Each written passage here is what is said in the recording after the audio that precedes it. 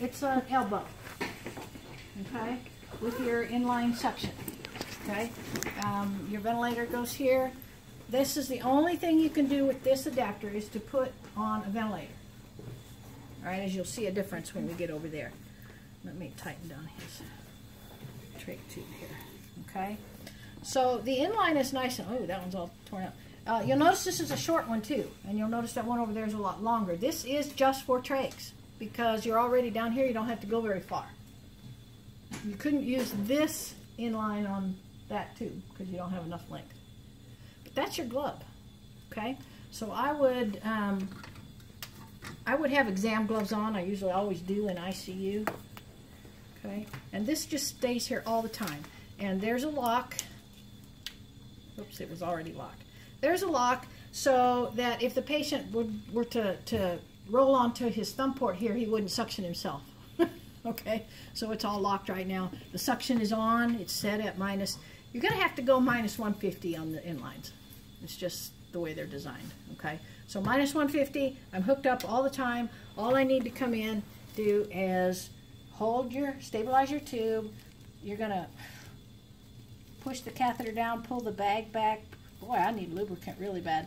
Push the catheter down, bag back, otherwise the bag balls up in your way. That won't go at all. It's probably a very tiny trach tube.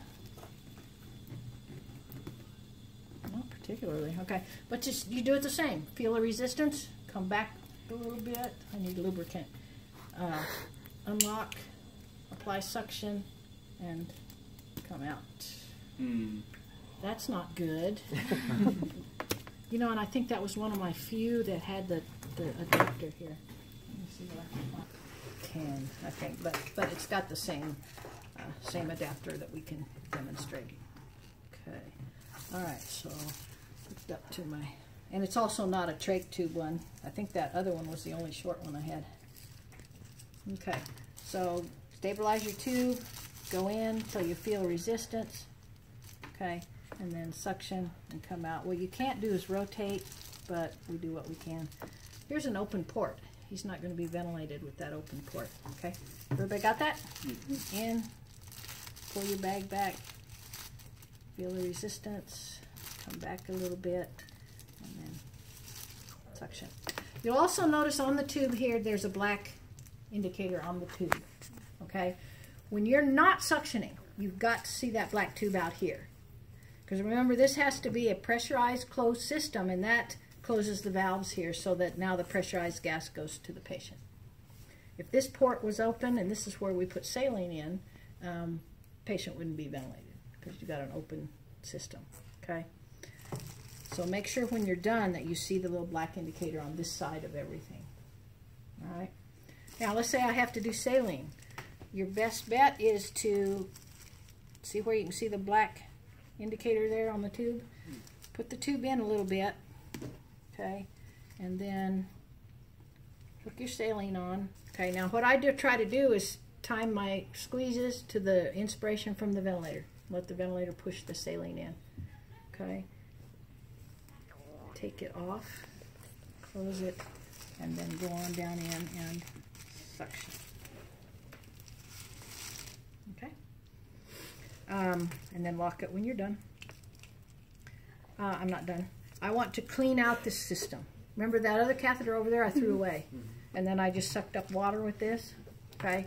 Grab yourself another saline, okay, and put your tube in slightly. Put your saline on. Now I'm going to gently squeeze the saline, but I'm going to suction at the same time. And the saline's going to come down, follow the tube, go to the end of the tube, and then come back through the tube. Okay, so I'm going to do that enough to clean out the suction catheter, and then I probably have some left here. I can take this off and just squirt the rest of it in here and just clean out that whole tube. Okay, and then make sure you lock. You're going to find when nurses do this, they're going to put saline in, do their suction, and they're going to come in and you're going to see that. Okay, and that is just so not right because that thing can just fall off, and then you've got an open port here that the patient's not being ventilated. Okay, So just always take that off. And then when I'm done, hook my Yonkers up. Some of these systems will have a Y up here, so they got another tube hooked to this. If not, I can take this off and hook it on here. And now I can clean up this oral pharynx. And then that up. You're ready to go again. Awesomeness. Okay, because I didn't have to get sterile for that. Just put my exam gloves on. Now, this, so let's say this patient was just on an aerosol, not on the ventilator, just on aerosol. Okay, this cap comes off, and I would hook this up, and I've got my aerosol blow-by. Okay, remember we did this before without the suction, it was just a T-piece with the aerosol blow-by. Okay, but now what I can do is come in when the patient needs suctioning, and oh, I need lots of lubricant. I can come in and feel the resistance. See, I'm going a lot farther on this one because I'm coming from out here instead of starting down here. It'll take almost that whole length of catheter. Okay, suction. Make sure you hold your tube. There's some resistance there. You could pull your whole tube out. Okay, and I come out until I see the black on this side of the adapter. Okay. Now, let's say he takes a turn for the worst and needs to go on the ventilator. Well, I can't do this open system on the ventilator. Okay, so I have the. I've got some ventilator. I've got all kinds of things here. I thought I had a ventilator Y here.